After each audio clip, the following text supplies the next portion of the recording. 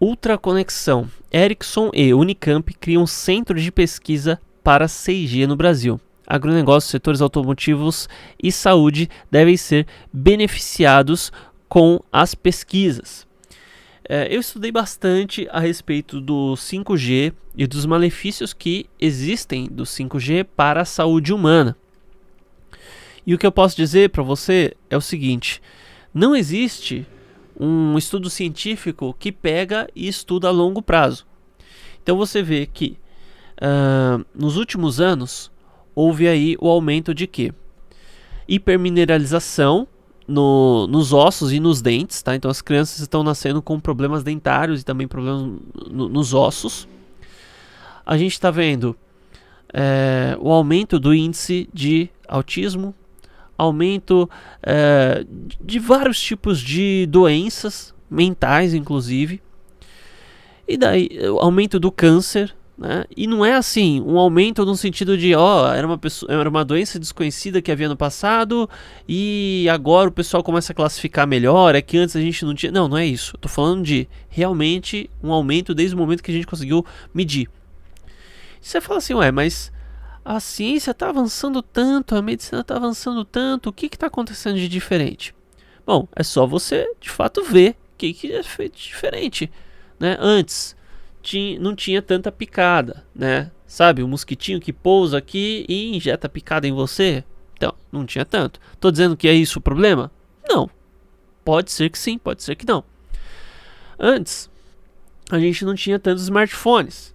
A gente não tinha esse smartphone com o campo eletromagnético dele. A gente não tinha tantas antenas de sinal, seja de rádio, de televisão, de rede de celular. A gente não tinha tanto Bluetooth por aí ativado, passando por dentro do nosso corpo. A gente não tinha Wi-Fi. A gente não tinha tanto micro-ondas. E é interessante você, por exemplo, discutir com alguém que estuda em relação a isso. A pessoa vai ter sempre os mesmos argumentos. Você fala assim: a gente não sabe se o micro-ondas faz mal. Não, o micro-ondas não faz mal. Mas existe algum estudo científico apontando que não faz mal? Não tem estudo científico pegando 5, 10 anos. O que a pessoa vai te dizer é o seguinte: existe a radiação ionizante e a não ionizante. A ionizante, ela é perigosa para você. Essa ionizante, o seu corpo absorve e você vai sofrer mutação, suas células vão mutar e você vai morrer, você vai adoecer. A não ionizante não. Que maravilha. Só que não é que a não ionizante não faz mal, é que não existe um estudo que pegou um ser humano, expôs ele 10 anos. Vamos supor que todo dia de manhã você acorda e esquenta lá um leite para tomar com Toddy, sei lá, no micro-ondas. Você gasta 1 minuto. A gente não tem um estudo de um ser humano, por exemplo, que foi exposto 1 minuto por dia durante 1 ano em proximidade com o micro-ondas. Por quê? Ele isola, mas ele não isola totalmente a radiação que ele emite. Sabe como que surgiu o micro-ondas? O micro-ondas surgiu assim.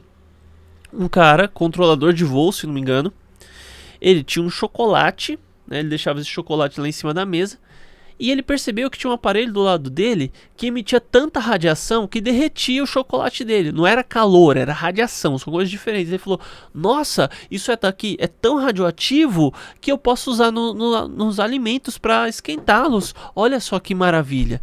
Daí ele foi lá e inventou o micro-ondas, o forno de micro-ondas. E todo mundo usa esse negócio aí.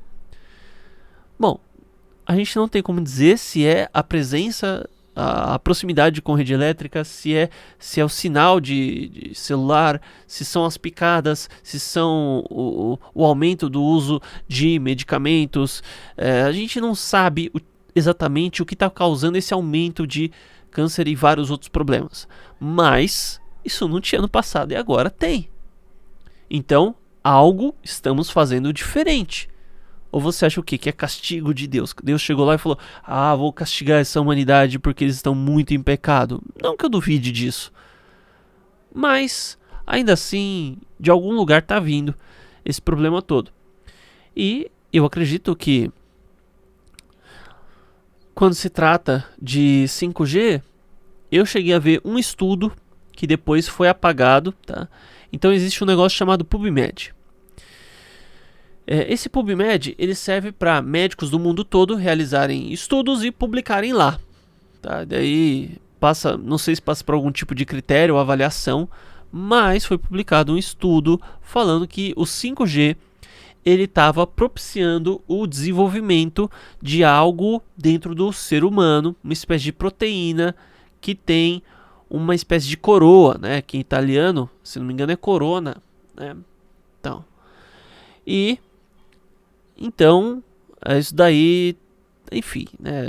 A gente fala aqui até certo ponto, mas isso daí foi publicado, tá no PubMed.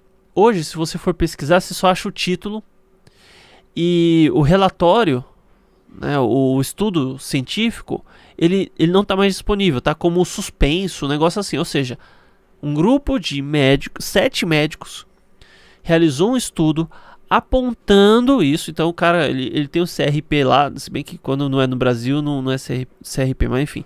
O cara, ele colocou a cara dele lá, a reputação dele, o nome dele lá, para falar uma coisa, e de repente alguém apagou. É só isso.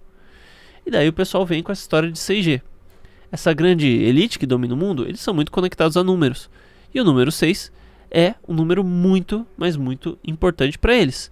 Então a tecnologia 6G, do meu ponto de vista, é algo que pode trazer, tá? Não tenho certeza disso, é só um conjunto de suposições.